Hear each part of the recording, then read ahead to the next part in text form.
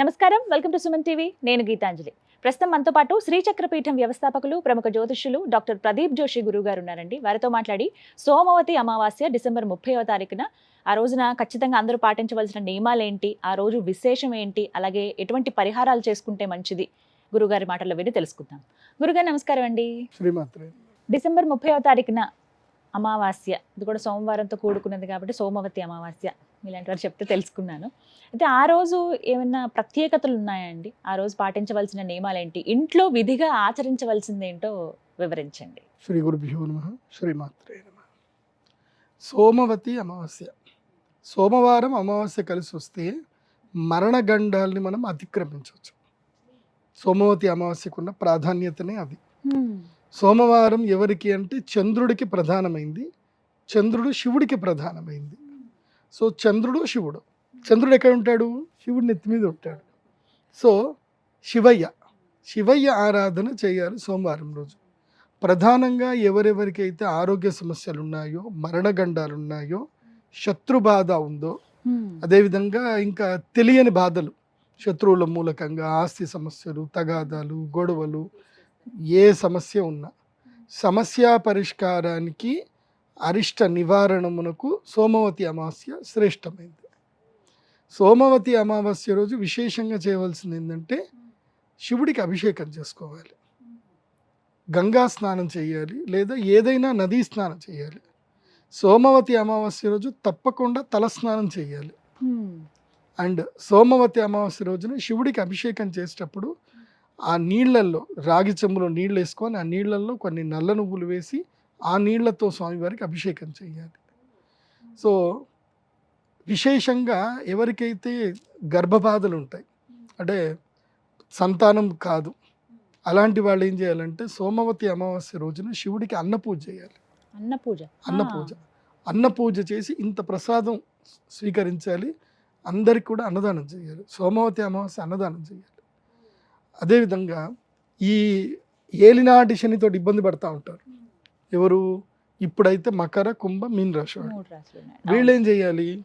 ఈ స్కూళ్ళకి వెళ్ళే పిల్లలు ఉంటారు, అంటే మనకి గవర్నమెంట్ స్కూల్స్కి వెళ్ళే పిల్లలు, కొంతమంది పేద పిల్లలకి ఈ సోమవతి అమావాస్య రోజున పుస్తకాలు ఇవ్వడము, పెన్నులు ఇవ్వడము, లేదా వాళ్ళకి యూనిఫామ్స్, బట్టలు ఏమైనా ఇవ్వడము, లేదంటే షూస్ కానీ చెప్పులు కానీ కొనివ్వడం, ఇవి చేయాలి.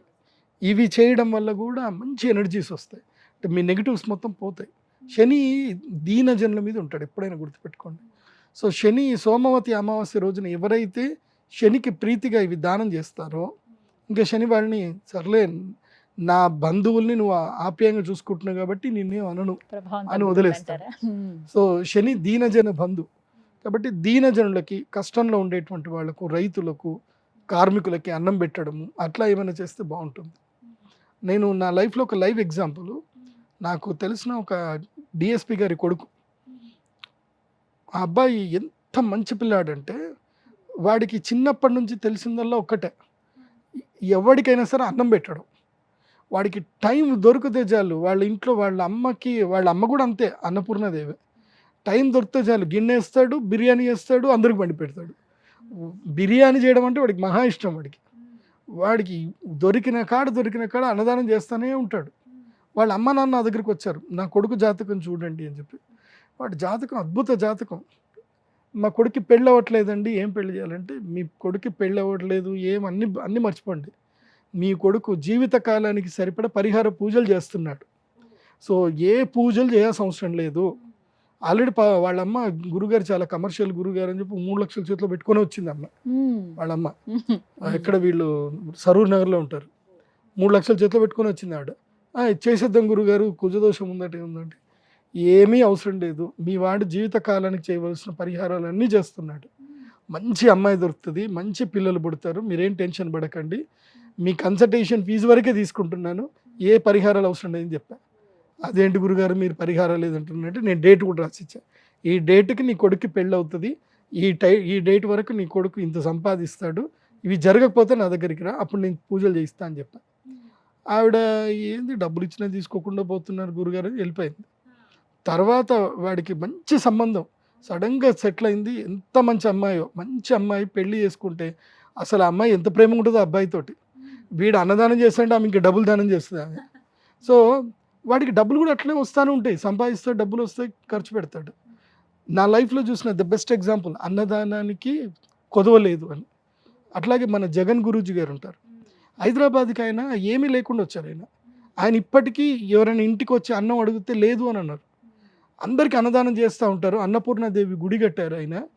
ఆయన స్థాయికి ఎంత అద్భుతమైన కేపీహెచ్బి కాలనీలో ఒక పెద్ద యోగాశ్రమం కట్టారు. అదంతా శక్తి ఏది అంటే అన్నదానం శక్తి.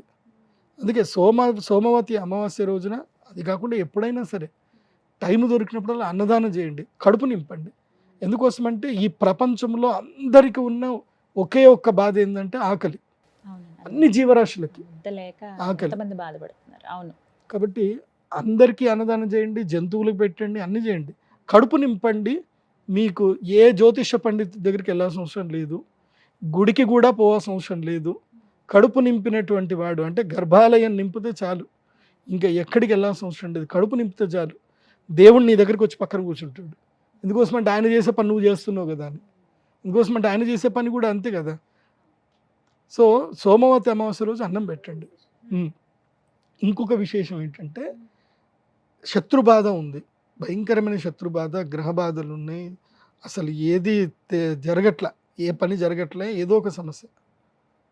బగలాముఖి దేవి పూజ చేయండి సోమవతి అమావాస్య రోజు. ఎవరైనా చేయవచ్చు, ఎవరైనా చేయొచ్చు. బగలాముఖి సాధన అంటే మంత్ర సాధన గురువు గారు చేస్తారు. మీరు తెల్ల ఆవాలు, ఇప్ప పువ్వు, తోక మిరియాలు అవి వేయడం మీ పని.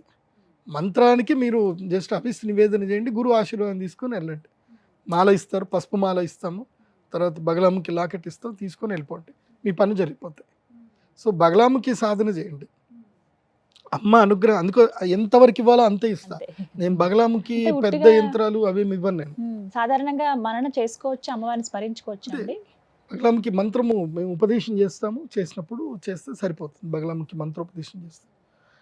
ముఖ్యంగా సోమవతి అమావాస్య రోజు చేయవలసింది బగలాముఖి సాధన, దేవీ సాధన చేయాలి, మంత్ర సాధన చేయాలి, శక్తి సాధన చేయాలి.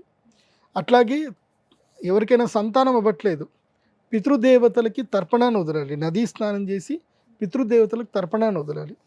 ఒక మంచి రెమెడీ చెప్తాను, ఎవరికైతే సంతానము లేనటువంటి వాళ్లకు రెమెడీ చెప్తాను.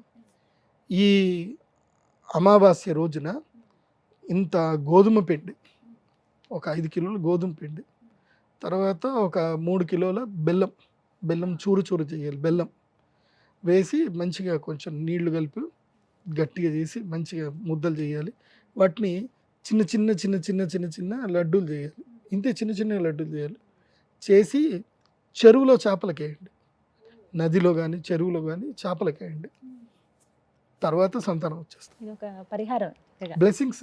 సింపుల్ చెప్పాలి, అంత పిండి తీసుకోవాలి, అన్ని కేజీలు అంటే నియమం అండి, ఇది అంత ఉండాలంటారా? అంటే మినిమం అంత ఉండాలి. ఎందుకోసం అంటే అవి కూడా ఆశపడతాయి కదా, అవి ఇంత ఉండవు కదా, ఇన్ని ఉంటాయి. అవి వాటి అన్నిటికీ తినిపించాలంటే అంత కావాలి. 5 కేజీలు పెద్దగా ఏం కాదండి, 500 రూపాయలు అయిపోతుంది. ఇది 5 కేజీల పిండి నాకు తెలిసి 300 రూపాయలు వస్తుంది. 3 కేజీల బెల్లము 200 రూపాయలు వచ్చేస్తుంది.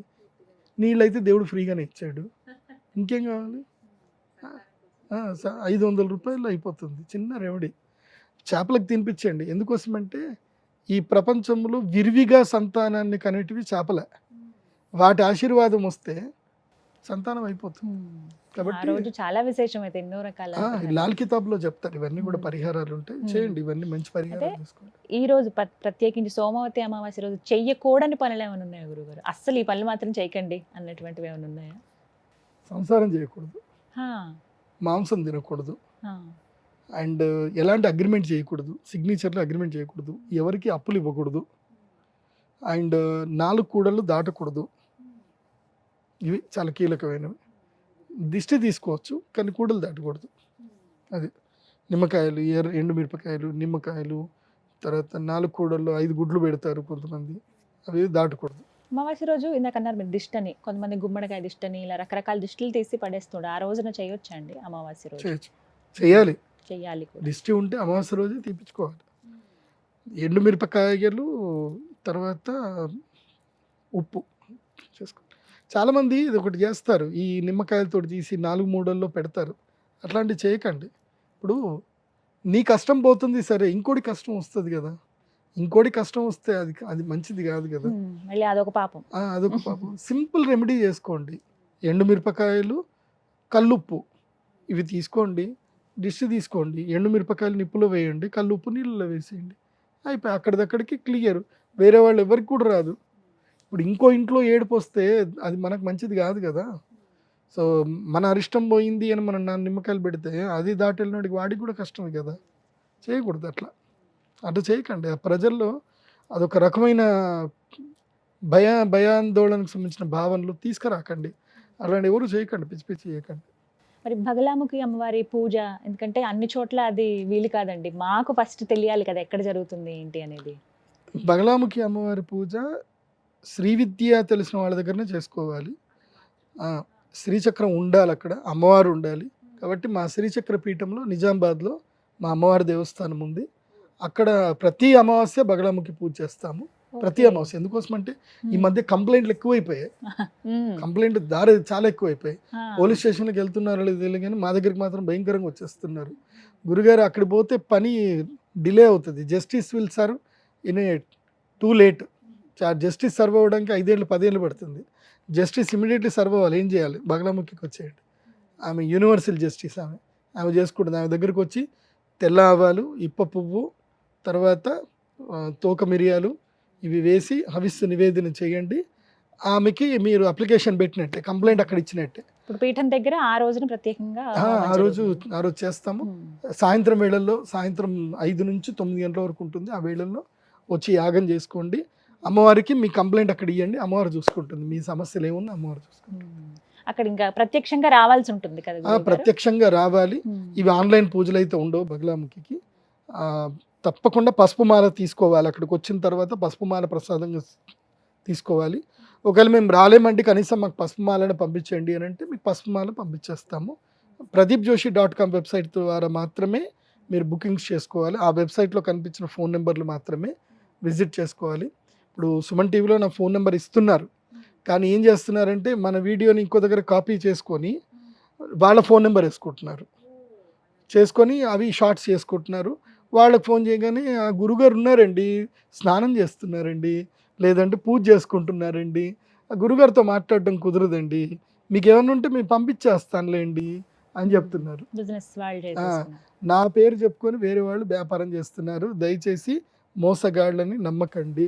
గురువు గారి వెబ్సైట్ ఏదైతే ఉందో అందులో నా వెబ్సైట్ ద్వారా మాత్రమే విజిట్ చేసి బుకింగ్ చేసుకోండి. అండ్ అపాయింట్మెంట్, జ్యోతిష్యం అపాయింట్మెంట్ నేను నేరుగా వీడియో కాల్లో మాట్లాడే అపాయింట్మెంట్ ఇస్తాను ఎవరికైనా.